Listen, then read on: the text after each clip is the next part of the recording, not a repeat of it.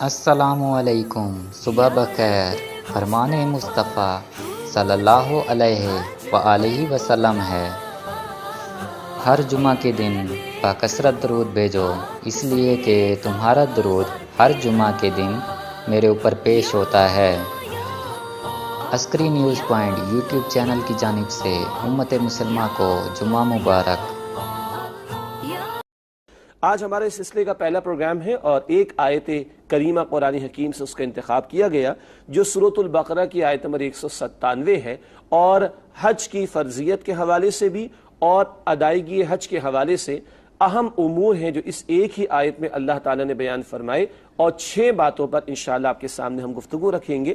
آئیے پہلے اس آیت مبارکہ کا ترجمہ کرتے ہیں اور اس کے بعد 6 امور پر اس کے ذیل میں بات کریں گے جو بہت قیمتی ہدایات ہیں حج کے عظیم فریضے کی ہدایت کے حوالے سے۔ سورۃ البقرہ کی آیت نمبر 197 میں اللہ سبحانہ و تعالیٰ نے ارشاد فرمایا، الحج اشہر معلومات، حج کے مہینے معین ہیں جو معلوم ہیں۔ یہ ایک بڑا خوبصورت مقام بھی ہے اور بڑا دلچسپ مقام بھی ہے مسئلے کے اعتبار سے کہ حج کے مہینے وہ معلوم اور معین ہیں۔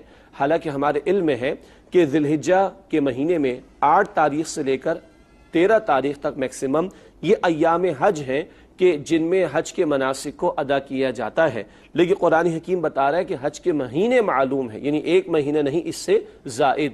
اہل علم نے تفسیر بیان فرما دی اس کی کہ شوال اور پھر اس کے بعد ذی القعدہ اور پھر ذی الحجہ یہ حج کے مہینے ہیں۔ مراد کیا ہے کہ اگر کوئی چاہے، بڑا دلچسپ مسئلہ لیکن عجیب اور غریب بھی ہے، اگر کوئی چاہے تو شوال ہی کے مہینے سے حج کے لیے احرام باندھ لے۔ بڑی مشقت ہی کا معاملہ ہوگا، لیکن مسئلے کی حد تک یہ بتانا صرف فقط اس لیے ضروری ہے تاکہ جو مہینوں کا لفظ قرآن نے استعمال فرمائے اس کی وضاحت ہو جائے کہ کوئی شوال ہی کے مہینے سے چاہے تو حج کے لیے احرام باندھ سکتا ہے۔ فرمایا کہ الحج اشہر معلومات، حج کے مہینے معین ہیں جو معلوم ہیں، شوال، ذی القعدہ اور ذی الحجہ۔ فمن فرض فیہن الحج، تو جو شخص ان مہینوں میں حج کی نیت کر لے اور پھر اس نے احرام باندھ لیا اور اس کی تیاری شروع ہو گئی، اس کے اعمال کی طرف قدم بڑھانا اس نے شروع کر دیے، تو جو ان مہینوں میں حج کی نیت کر لے، اب کرنا کیا ہے؟ فرمایا فلا رفث ولا فسوق ولا جدال فی الحج۔ 3 باتیں آ رہی ہیں۔ پہلی بات، نہ کوئی جنسی برائی کرے، دوسری بات نہ کوئی برا کام کرے، تیسری بات نہ کسی سے جھگڑے۔ آگے فرمایا وما تفعلوا من خیر، اور جو نیک کام تم کرو گے یعلمہ اللہ، وہ اللہ کو معلوم ہو جائے گا۔ ویسے تو اللہ کو سب کچھ معلوم ہے، مگر تم جب بھی کرو گے اللہ کے علم میں ہوگا۔ آگے فرمایا وتزودوا، اور راستے کا خرچ ساتھ لے جاؤ، انتظامات کا لحاظ رکھو۔ فإن خیر الزاد التقوی، پھر بے شک راستے کا بہترین توشہ تقوی ہے۔ توشہ سامان کو بھی کہتے ہیں، توشہ آخرت کا سامان۔ یہاں فرمایا کہ پھر بے شک راستے کا بہترین توشہ تقوی ہے۔ فرمایا واتقون یا اولی الالباب، بس میرا ہی تقوی اختیار کرو اے عقل رکھنے والو۔ یہ سورۃ البقرہ کی آیت نمبر 197 ہے، جہاں حج کے معلوم مہینوں کا اشارتاً ذکر ہوا اور حج کے فریضے کی ادائیگی کے حوالے سے چند باتوں کا تذکرہ اس مقام پر آیا۔ وہ 6 باتیں ہیں جو میں آپ کے سامنے چاہتا ہوں کہ لسٹ ڈاؤن ہو جائیں، پھر اس پر ہم بات کریں گے انشاءاللہ تعالی۔ اس آیت میں حج کا سفر کرنے والوں کو 6 ہدایات دی گئیں۔ پہلی ہدایت جنسی گناہوں سے اجتناب، دوسری ہدایت دیگر گناہوں سے اجتناب جو گناہ ہو جایا کرتے ہیں، تیسری ہدایت لڑائی جھگڑے سے اجتناب، چوتھی ہدایت دکھاوے سے اجتناب، پانچویں ہدایت تمام ضروریات کی فراہمی، اور چھٹی اور آخری ہدایت تقوی کا اہتمام، یعنی ظاہری اور باطنی برائیوں سے بچنا۔ یہ 6 ہدایات ہیں جو اس ایک ہی آیت میں ہمارے سامنے آ رہی ہیں۔ اور سب سے پہلی بات جو آپ کے سامنے رکھنا چاہوں گا وہ منی کے حوالے سے یہ ہے کہ 8 ذی الحجہ کو غسل کر کے احرام باندھ لیں، نوافل ادا کریں، نیت کریں اور تلبیہ پڑھتے رہیں۔ یعنی جو حضرات گئے تھے پہلے انہوں نے عمرہ ادا کیا تھا اور عمرے کے بعد احرام کھول لیا جاتا ہے اور پھر حج کے ایام میں دوبارہ احرام حج کی نیت سے باندھا جاتا ہے۔ کچھ حضرات حج قران کرتے ہیں، یعنی عمرے اور حج کو ملا لیتے ہیں، اس سلسلہ چلتا رہتا ہے، اور ایک حج افراد ہوتا ہے، وہیں کے مقامی لوگوں کے لیے ہوتا ہے، فقط حج کا احرام باندھتے ہیں۔ اکثر و بیشتر پاکستان اور دیگر علاقے سے جو لوگ جاتے ہیں وہ پہلے عمرہ ادا کرتے ہیں، پھر احرام کھول لیتے ہیں اور پھر دوبارہ احرام باندھتے ہیں حج کی نیت سے۔ اس کا ذکر ہو رہا ہے کہ 8 ذی الحجہ کو غسل کر کے احرام باندھ لیں، نوافل ادا کریں، نیت کریں اور تلبیہ پڑھتے رہیں۔ اور جب ہم نے نیت کر لی، تلبیہ شروع ہو گیا، تو آپ کے علم ہے کہ احرام کی پابندیاں بھی شروع ہو گئیں۔ جیسے عمرے کا احرام باندھا گیا تھا اس کی پابندیاں تھیں، اب اس احرام کی بھی پابندیاں رہیں گی، مگر یہ ذرا زیادہ ہوگا معاملہ عمرے کے مقابلے میں۔ نمبر 2، مینا جانے کے لیے ضروری سامان ساتھ رکھ لیں۔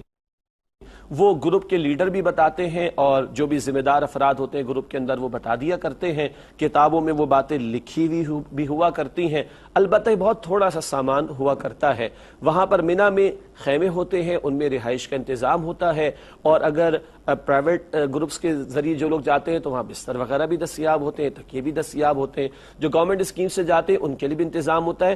احتیاطاً کچھ لوگ اپنے ساتھ کوئی چادر رکھ لیتے ہیں، کوئی تکیہ ہوا بھرنے والا رکھ لیتے ہیں، اپنی ضروری دوائیاں وغیرہ، یہ سارا سامان ہم اپنے ساتھ رکھ لیتے ہیں، کیونکہ ہم نے مینا میں بھی رہنا ہے، پھر اس کے بعد ہم نے عرفات کے میدان میں بھی جانا ہے، تو کچھ ضروری سامان ساتھ رکھ لیا جائے۔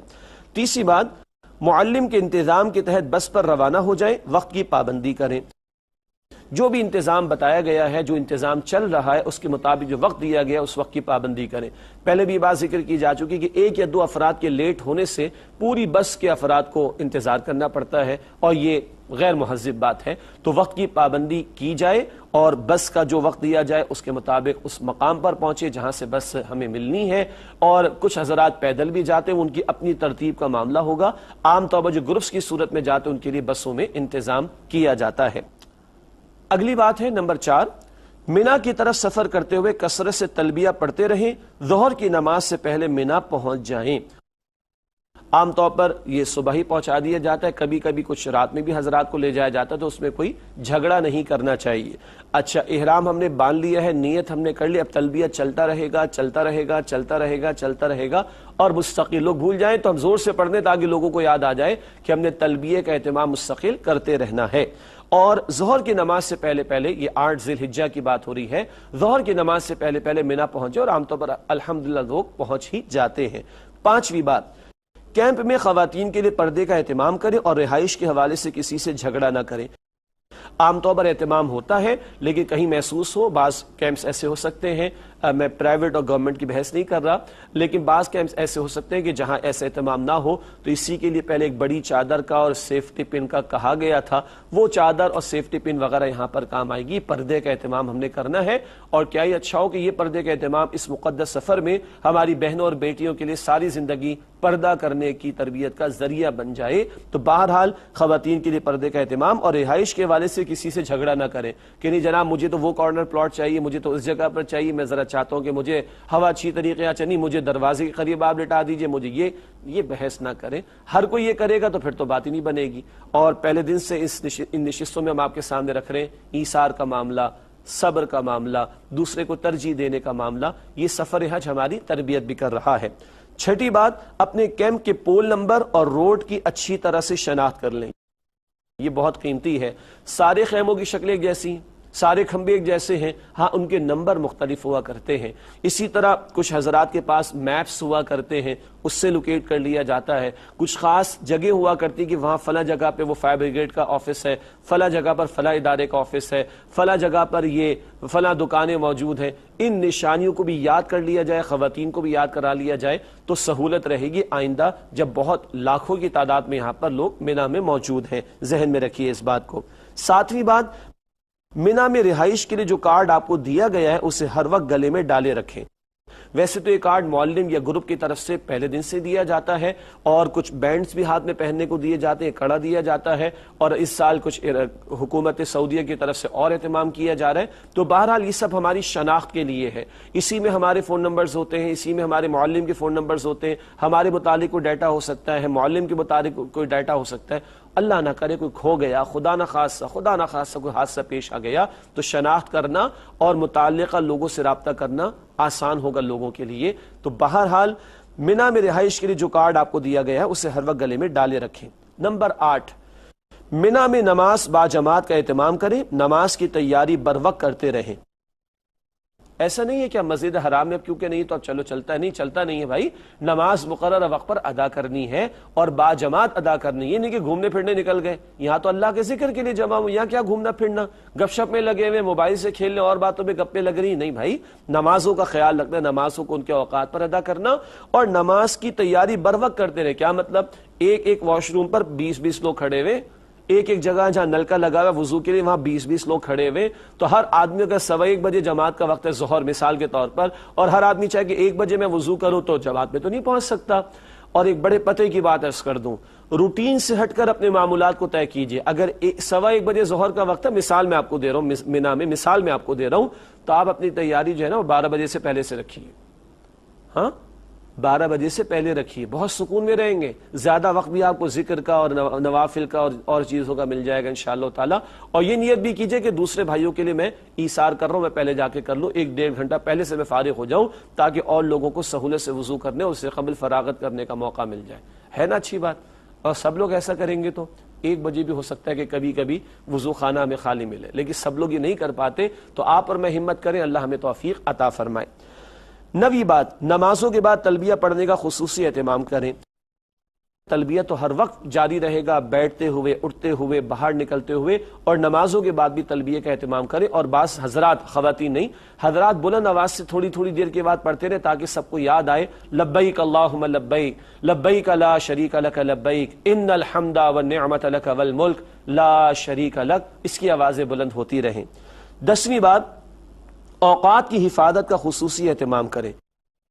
اتنے مقدس سفر پر آ گئے ہیں اور سارے دن ہم نے گزار بھی لیے, مگر اب یہ وہ سارا پیک ٹائم ہے, یہ 8 ذی الحجہ سے جو ایام حج شروع ہو گئے, اسی کے لیے تو یہ سارے سال چلت پھرت ہوتی ہے. کتنے مہینوں پہلے سے انتظامات شروع ہو جاتے ہیں, کتنے برسوں پہلے سے لوگ اپنے لیے پیسہ جمع کرنا شروع کرتے ہیں, اور کچھ خوش نصیب وہ ہے جو حجاج کرام حج کے لیے جا رہے ہیں, الحمدللہ اللہ تعالیٰ قبول فرمائے. تو اپنے اوقات کی حفاظت کرنا, یہ ذکر کا موقع ہے, یہ اللہ کو یاد کرنے کا موقع ہے, اللہ سے مانگنے کا موقع ہے, دین کو سیکھنے کا موقع ہے, تربیت حاصل کرنے کا موقع ہے. یہ ایک مجاہدانہ تربیت بھی ہو رہی ہے. ایک کھلے آسمان تلے بس خیمے لگے ہوئے ہیں, وہاں گرمی کی شدت ہے تو وہ بھی برداشت کرنی ہے, گھر جیسا آرام نہیں تو وہ بھی برداشت کرنا ہے, ہوٹل جیسا آرام نہیں تو وہ بھی برداشت کرنا ہے, اور اپنے اوقات کو قیمتی بنانا ہے اللہ کی یاد, اللہ کے ذکر کے لیے. اللہ ہم سب کو توفیق عطا فرمائے. 11ویں بات, ہر نماز کے بعد درس قرآن و حدیث کا اہتمام کریں. ہر گروپ کے اندر عام طور پر اہل علم ہوا کرتے ہیں, اور اگر کسی اور گروپ میں اہتمام ہے ہمارے تو ان سے بات چیت کر کے ان کے یہاں جا کر بیٹھنے کا اہتمام کر لیں. ہر نماز کے بعد قرآن و حدیث کی تعلیم ہو, اور مناسک حج کا بیان بھی ہو, اور زندگی کو بدل دینے کے لیے کیا ہمیں کام کرنے ہیں ان کاموں کی توجہ دلائی جائے. قرآن کا بیان ہو, احادیث کا بیان ہو, اور ہم اس میں سیکھیں اور بیٹھیں. یہاں نہیں سیکھیں گے تو کہاں سیکھیں گے؟ یہاں تو آئی ہی ہے اللہ سے لو لگانے کے لیے, زندگی کا رخ بدلنے کے لیے. تو ہر نماز کے بعد درس قرآن و حدیث کا اہتمام کریں. 12ویں بات, منا میں دعوت و تبلیغ کا کام سنت نبوی ہے صلی اللہ علیہ وسلم.